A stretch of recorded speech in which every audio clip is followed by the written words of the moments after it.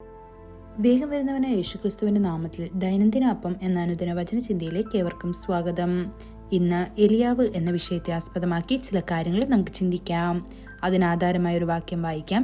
2 രാജാക്കന്മാർ 2-ാം അധ്യായം 11-ാം വാക്യം. അവർ സംസാരിച്ചുകൊണ്ട് നടക്കുമ്പോൾ അഗ്നിരഥവും അഗ്നി അശ്വങ്ങളും വന്ന് അവരെ തമ്മിൽ വേർപിരിച്ചു. അങ്ങനെ ഏലിയാവ് ചുഴലിക്കാറ്റിൽ സ്വർഗത്തിലേക്ക് കയറി. ഇന്ന് ഇസ്രായേലിന്റെ അഗ്നിപ്രവാചകനും രഥവും കുതിരപ്പടയാളിയുമായ ഏലിയാവിനെ നാം കണ്ടുമുട്ടുന്നു. അവൻ കർത്താവിന് വേണ്ടി വലിയ തീഷ്ണതയുള്ള ആളായിരുന്നു.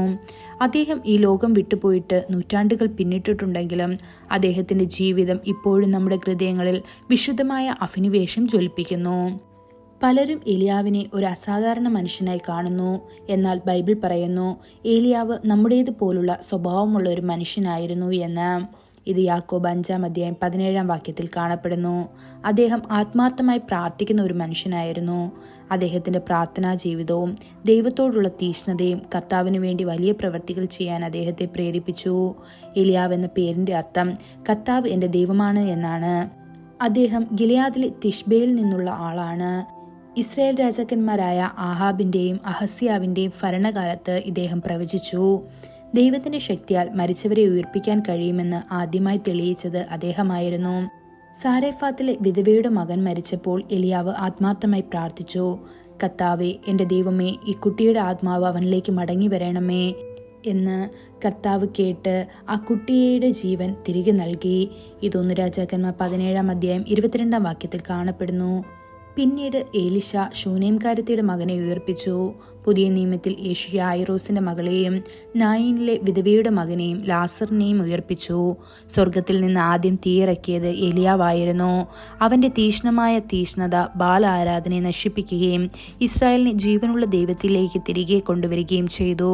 അവൻ പ്രാർത്ഥിച്ചപ്പോൾ യാഗപീഠത്തിൽ തീ വീണു. ആളുകൾ വിളിച്ചു പറഞ്ഞു, കർത്താവേ, അവൻ ദൈവമാണ്, കർത്താവേ, അവൻ ദൈവമാണ്. ബാലിന്റെ പ്രവാചകന്മാർ പരാജയപ്പെട്ടു.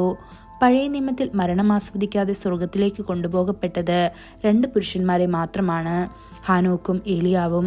ഏലിശയോടൊപ്പം നടക്കുമ്പോൾ ഒരു അഗ്നിരഥവും കുതിരകളും പ്രത്യക്ഷപ്പെട്ടു. അവരെ വേർപെടുത്തി. എത്ര ഭയാനകമായ ഒരു കാഴ്ചയായിരിക്കണം അത്. എങ്കിലും ഏലിയാവ് ഭയപ്പെട്ടില്ല.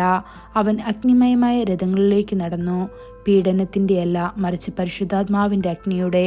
ദൈവമക്കളെ, ഇന്ന് നിങ്ങളുടെയും അഭിഷേകം ചെയ്തത് തന്റെ മഹത്വത്തിനായി അഗ്നിജ്വാലകളാക്കാൻ കർത്താവ് ആഗ്രഹിക്കുന്നു. ഈ വചനങ്ങളാൽ ദൈവം നമ്മെ ഓരോരുത്തരെയും അനുഗ്രഹിക്കുമാറാകട്ടെ.